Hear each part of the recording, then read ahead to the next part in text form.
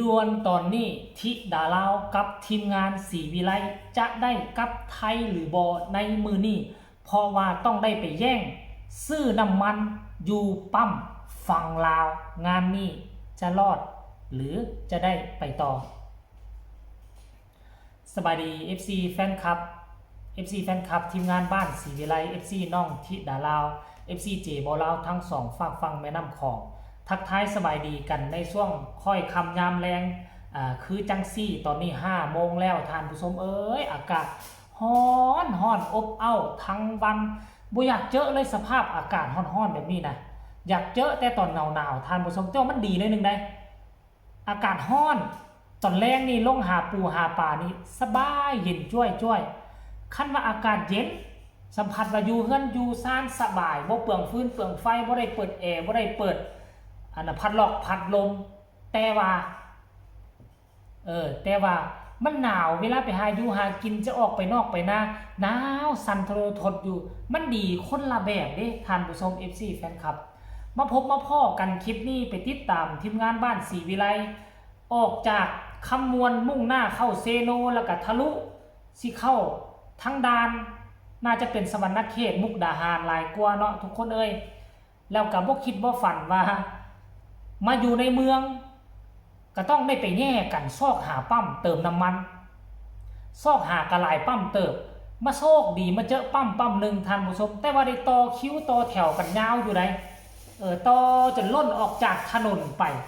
มื้อนี้เป็นมื้อที่ห้ายเฮงที่สุดทั้งประเทศลาวโดยเฉพาะนครหลวงเวียงจันทร์บางปั๊มติดกันเป็นกิโล2 กิโลญาติแย่งกันเติมน้ำมันซึ่งเป็นวันที่ค่อนข้างว่านักหนาสากันเดี๋ยวนี้ทั้งรัฐบาลเพิ่นก็กำลังประชุมกันด่วนได้ยินว่าเพิ่นลดภาษีลง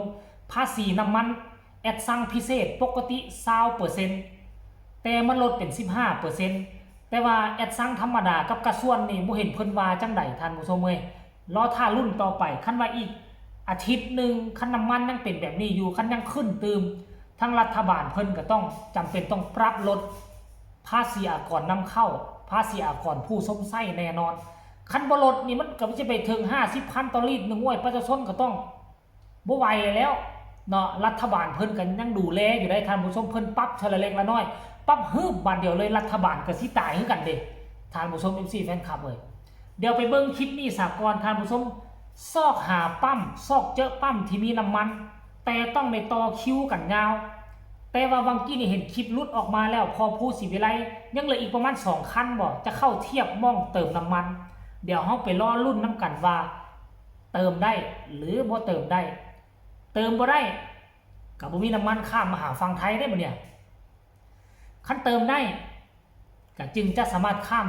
ดานได้ในตอนค่ำมื้อคืนนี่แหละหัวค่ำมื้อคืนนี้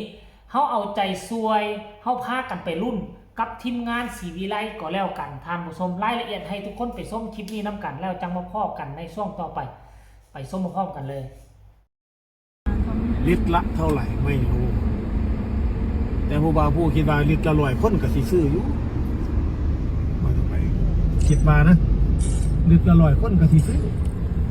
เพราะยังว่าติครับเพราะมันมีรถแล้วเนี่ยเมื่อมันมีรถแล้วมันก็ต้องซื้อครับจอดไปซื้อๆกับบ่ได้ว่าขี่สนิมสิกินโอ้โหสุดยอดมากเลยโลกเราเนี่ยอยู่ตะวันออกกลางเกิดสงครามแต่ว่า เดือดร้อนไปทั่วโลก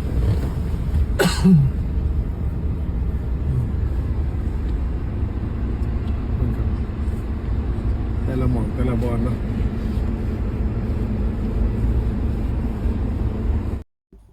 เห็นแล้วบ่ทุกคนก็คือพอผู้เว้านั่นแหละ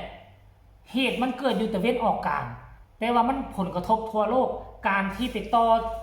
คิวต่อแถวกันซื้อน้ำมันแบบนี้นะมันบ่ได้มีแต่เฉพาะประเทศลาวเลยอยู่ทั้งฝั่งไทยก็เส้นเดียวกันพี่น้องฝั่งไทยก็เส้นเดียวกันอยู่ฝั่งลาวก็คือกันบางปั๊มนี่กำหนดรถใหญ่นี่ใส่แต่300,000กีบบ่ให้เกินนี่เจ้าสิใส่เต็มทางเป็นล้านก็ใส่บ่ได้ระบุกันผู้ละ300,000กีบรถจักรนี่บ่ให้เกินผู้ละ50,000อยู่ทั้งฝั่งไทยก็คือกันคือว่าเท่าไหร่กับผู้ละ500 บาทบ่เติมข้างนึงน่ะบ่ได้ซาวกสิกรซาวกสิกรรมมันที่ล่ะมันต้องได้ใส่เครื่องจักรไปหุดไถดิน ไปเฮ็ดผลละปอกละปลูกนี่มันเอาน้อยบ่ได้นะมันต้องได้เอาหลายเด้เพราะฉะนั้นวนวายกันบัดนี้สมภารบ่ให้ซื้อใส่ถังอยู่ฝั่งไทยคือกันกับลาวแต่ลาวปฏิบัติบ่ได้ดอกเป็นยังใส่ถังให้กันขายอยู่ฝั่งไทยนี่บ่ให้ใส่ถังคือบ่ให้ใส่คูใส่ถังได้บัดนี้ชาวกสิกรเช่นแล้วใด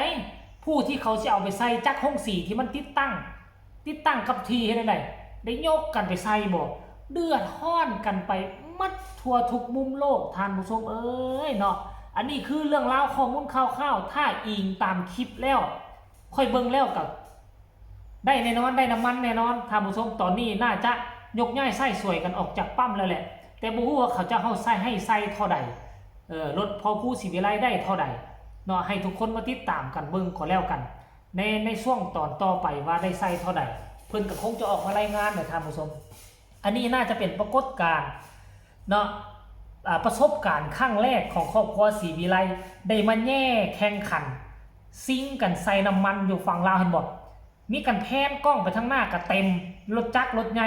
แพนกล้องมาทางไหลกับทางหลังก็ต่อกันเป็น2แถวยังใครว่าปั๊มนี่เป็นค่อนข้างมาเป็นปั๊มใหญ่เด้อมีหัวแจกน่าจะเป็น4หน่วย4ตู้หัวแจกเนาะ2เบื้องแล้วก็สามารถเข้ากัน4แถวได้เนาะเข้ากัน4แถวได้พอผู้นี่อยู่แถวเบื้องซ้ายมือมันจะมี2ปั๊มคือกันเนาะท่านผู้ชมโอ้ยโชคดีที่มาเจอปั๊มใหญ่คันไปเจอปั๊มน้อยอันมี2หัวแจกคันแม่สามารถเข้าได้2แถวอันแม่ยุ่งขี้กันเติมทานผู้ชมเอากะได้แต่หวังว่าให้ครอบครัวศรีวิไลได้ใส่เต็มถังกันแล้วกันคันว่าบ่ได้ใส่เต็มถังก็ให้มันได้ใส่ประมาณ300,000 กีบมันก็คงจะเดินทางฮอดฝั่งไทยแล้วก็ไปเลาะหาซื้ออยู่ทางฝั่งไทยนี่น่าจะสะดวกกว่าแม่นอยู่ว่ากะหลายปั๊มมีปัญหาได้ปิดไปบางปั๊มก็ยังจะเปิดอยู่ก็คงว่ามันน่าจะมีปั๊มหลายกว่าฝั่งลาวอยู่ดอกท่านผู้ชม FC แฟนคลับเนาะเห็นแบบนี้แล้วก็สงสารเนาะเฮานี่มีรถจักรพอใครแน่รถใหญ่นี่ลำบากกว่าได้ไปต่อแถวกันเนี่ยห่วยรถจักรนี่ตะแรเลี้ยวไปเลี้ยวมาม่วนหันม่วนนี่ไปได้ฮอดกลัวได้เติมไว้กลัวท่านผู้ชมเนาะเดี๋ยวมาอ่านคำคิดคำเห็นผมดูมีประมาณ5คอมเมนต์นี่บอกว่ามันถูกคำผู้เฒ่าเว้าครับว้าวว่าซันเดย์สุดยอดหลายนี่สำหรับคนลาวนะมันจะขึ้นไปลิตรละ100กับบ่ย่านคือค่อยกับบ่ได้ร่ำรวยแต่ค่อยบ่ย่านขอเพียงแต่มันมีให้เติมเท่านั้นนะเดี๋ยวนี้บ่ย่านเบิ่งผิวเผินว่าคนลาวทุกข์ยากขาดเคินแต่ที่จริงแล้วบ่ได้เฮ้ยไปบ้านนอกคอกหน้าว่าว่าเฮือนว่าจนมีโทรทัศน์มีมือถือใช้เมื่อทุกคนมีรถมอไซค์เกือบทุกหลังคาเฮือนคันบ่มีมอไซค์ก็มีรถตักตอกนี่รถอีแตนเฮ็ดรถไถนานี่เกือบทุกหลังคาเฮือนคนลาวนี่จนอยู่แต่ว่าไปเปรียบเทียบใส่กับคนประเทศอื่นจนนี่คันจนนี่บ่มีแท้ใดบ่มีมือถือบ่มีมอไซค์บ่มีรถตอกแต่ว่าลาวมีโทรทัศน์ทีวีมีมือถือมีรถจักรเกือบทุกหลังคาเฮือนไดกับแปลกคือกันแน่อยู่ลาวนี่จนก็ได้ มันเป็นแนวนี้นะท่านผู้ชมเนาะก็เป็นประสบการณ์อันใหม่ที่ครอบครัวศรีวิไลถ่ายทอดมาให้ FC แฟนคลับพี่น้องทั้งฝั่งไทยในเบิ่งในชมก็บ่แตกต่างอย่างอยู่ไทยอยู่ลาวเรื่องน้ำมันนี่นะก็ญาติกันซื้อคือเก่าท่านผู้ชมเนาะสำหรับคลิปนี้ฝากเอาไว้สำนี้กันแล้วกันพอกันใหม่ในคลิปหน้าสบายดี